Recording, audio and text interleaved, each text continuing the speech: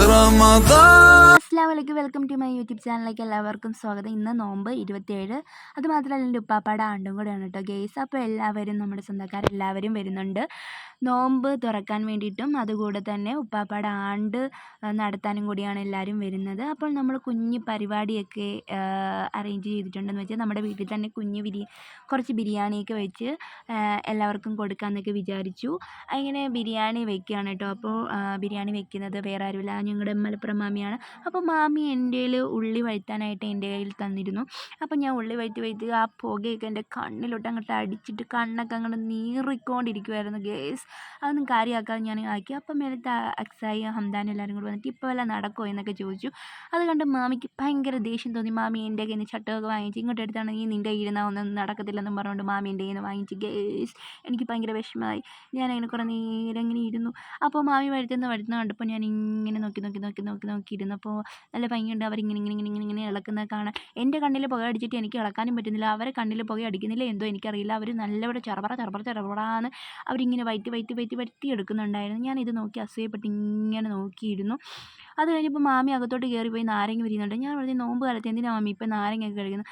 പിരിയുന്നത് നാരങ്ങ വെള്ളം ഉണ്ടാക്കാനാണോ എന്ന് ചോദിച്ചാൽ അല്ല, മാമി അത് ആദ്യം മസാലക്കൂട്ടിൻ്റെ കൂടെയൊക്കെ ഇങ്ങനെ ഒഴിച്ചു അത് ഇളക്കി. അത് കഴിഞ്ഞ് ഞാൻ നോക്കിയപ്പോൾ ചിക്കൻ ആ റെഡ് കളർ മൊത്തത്തിൽ തേച്ച് നല്ല ചുമ്മാ ആക്കി വെച്ച് അത് അതിൻ്റെ അകത്തോട്ടിട്ട് അങ്ങോട്ട് കൊടുക്കുന്നുണ്ട് ഗെയ്സ്. അത് കഴിഞ്ഞ് നന്നായിട്ട് പിന്നെയും കിടക്കുന്നത് ഇളക്കി. അപ്പോൾ അടുപ്പിൽ നിന്ന് മാറ്റി വെച്ചിട്ടാണ് കേട്ടോ ഇളക്കുന്നത്. അപ്പോൾ ഞാൻ അടുത്ത് ഇനി അടുപ്പിൽ വെക്കേണ്ട ആവശ്യമൊന്നും ഇല്ലായിരിക്കും എന്നൊക്കെ ഇങ്ങനെ നോക്കിയിരുന്നു. അത് കഴിഞ്ഞപ്പോൾ ഇങ്ങനെ ഇളക്കി ഇങ്ങനെ ഇങ്ങോട്ടൊക്കെ ആയിട്ട് നല്ലപോലെ മസാല അങ്ങോട്ട് തേച്ച് അങ്ങോട്ട് പിടിപ്പിക്കുന്നുണ്ട്. ഞാനിങ്ങനെ നോക്കിക്കൊണ്ടിരുന്നു. അത് മാത്രമേ എനിക്ക് കഴിയുള്ളൂ. അതെടുത്ത് പിന്നെ അടുപ്പിൽ വെച്ചിട്ടുണ്ട്. പിന്നെ കലം വെച്ചിട്ടുണ്ട്. കലം ഇത് നമ്മുടെ ഇൻ്റഗ്രേറ്റിൻ്റെ ബിരിയാണി അരിയാണ്. അത് കഴിഞ്ഞ് കലത്തിൽ വെള്ളം നന്നായിട്ട് തിളച്ചപ്പോൾ അത് ആ അരി അതിനകത്തോട്ട് വാരിയിട്ടു. ആ ചോറ് വെന്ത് കഴിഞ്ഞിരിക്കുന്നു ഗേസ്. ആ ചെമ്പിലോട്ട് ചോറ് തട്ടിയിട്ടു. എല്ലാ മസാലയും നെയ്യും അതും ഇതും എല്ലാം കൂടെയൊക്കെ ഇട്ടിട്ട് ആ ചെമ്പ് പൂട്ടാൻ പോകുകയാണ് കേട്ടോ ഗേസ്. ആ മസാലയൊക്കെ ഇട്ടിട്ട് മണമൊക്കെ നന്നായിട്ട് അടിക്കുന്നുണ്ടായിരുന്നു. പിന്നെ ഞാനിങ്ങനെ നോക്കിക്കൊണ്ടിരിക്കും. നമുക്ക് നോക്കിക്കാനല്ലേ പറ്റുള്ളൂ, വായിക്കൊന്നും അറിയത്തില്ലല്ലോ. തന്നാലും നമ്മൾ കുളമാക്കുമെന്നൊക്കെ വിചാരിച്ച് ആരും തന്നില്ല. ഞാനിങ്ങനെ നോക്കിയൊക്കെ ഇരുന്നു. പിന്നെ നെയ്യൊക്കെ എടുത്ത് അപ്പോൾ ഉസ്താദിനെ വിളിച്ചിട്ടുണ്ടായിരുന്നു. ഉസ്താദ് പെട്ടെന്ന് തന്നെ വരുമെന്ന് പറഞ്ഞിട്ടുണ്ടായിരുന്നു. അതുകൊണ്ട് തന്നെ പെട്ടെന്ന് ചെമ്പൊക്കെ അടച്ചു വെച്ചിട്ടുണ്ട്. അപ്പോൾ ഉസ്താദ് വന്നിരിക്കുന്നു ഗേസ്. ാരെല്ലാം ബന്ധപ്പെട്ട് നിൽക്കുന്നു. ഈ ബന്ധങ്ങളും ഈ സ്നേഹങ്ങളും മരണം വരെയും നീ നിലനിർത്തണേ അല്ലാ. എല്ലാവർക്കും എല്ലാവിധ റഹ്മത്തും ബറക്കത്തും നീ ഏറ്റി നൽകണേ അല്ലാ. റഹ്മാനായ റബ്ബേ, ഈ സന്തോഷകരമായ അവസ്ഥ ഞങ്ങളുടെ ഭവനങ്ങളിൽ നീ നിലനിർത്തി തരണേ അല്ലാ. ഇവിടെയുള്ള കുഞ്ഞു മക്കളുടെ ബറക്കത്ത് കൊണ്ട്, പ്രായം ചെന്ന ഉമ്മയുടെ ബറക്കത്ത് കൊണ്ട് റബ്ബേ ഞങ്ങളുടെ ദുആ നീ സ്വീകരിക്കണേ അല്ലാ.